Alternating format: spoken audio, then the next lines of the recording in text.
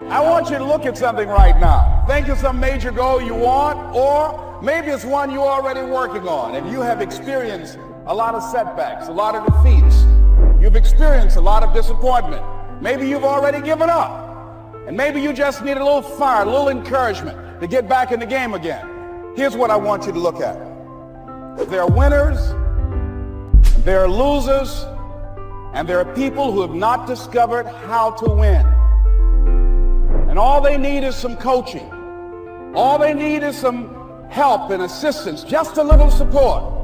All they need is some insight or different strategy, a plan of action to make some adjustments that will open up the key to a whole new future for them, that will give them access to the unlimited power that they have within themselves. That's all that they need. So what I want you to do is think about something you want for you, that's real for you, that's important for you, that will give your life some special meaning and power. And I don't even want you to say, I can do that. I don't want you to assume that. See, 5 years ago when I started out in this area, I would not have been able to make the mental leap that I would be up to where I am right now. I don't want you to begin to just psych yourself out. No. I want you to be able to say something to yourself that will enable you to maintain a level of integrity with yourself. That when you say this, even when you face tremendous setbacks, it will be a benchmark to keep you in the game, to keep you moving forward and experimenting and readjusting your strategy and your plan of action, continuously looking for ways to win. So what is that something? When you got an idea you want to move on, you might not have the money, you might not have the education, you might not have the support or the resources you need. What is that something that can keep us going, that will enable us to act on our dream? What's one of those keys that will begin to help us to discover the secrets to our dream? Here's what I want you to repeat after me, please, with power and conviction. Say, it's possible. That's all I want you to do when you look at your dream. Just say to yourself every day, it's possible. Just say that every day to yourself, it's possible. Because what does that do? See, it begins to change your belief system.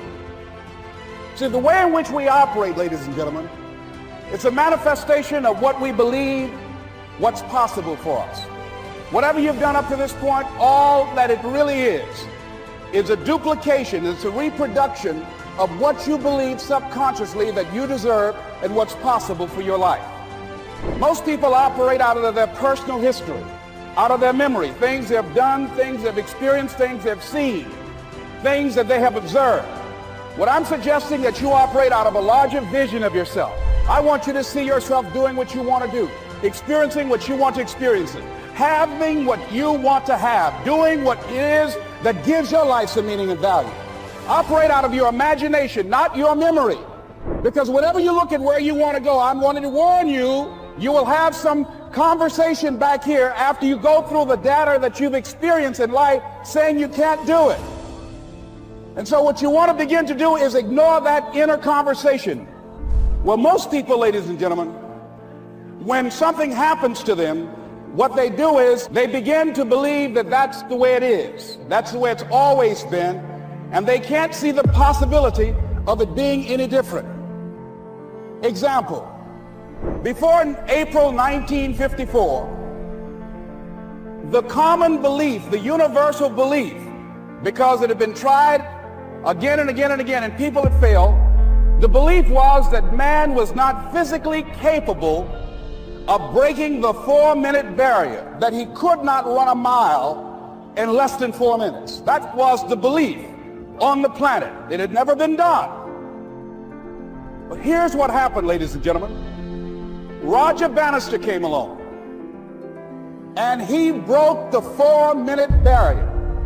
Now here's what's significant about that. Since that time, up to this day, over 20,000 people have done it, including high school kids. What changed? 20,000 people, what changed? Here's what happened when they got on the track. They knew it had been done. And because they knew it had been done, there was a new belief about this barrier, about this goal that was unreachable. And those 20,000 people got in the race believing, knowing in their heart that someone had done it, that it's possible that they could do it. And I'm saying that if you know anybody that had some goal, some dream, something they wanted to do, and they did it, then I'm saying that you know in your heart that if someone has done it, then you can do it. It's possible.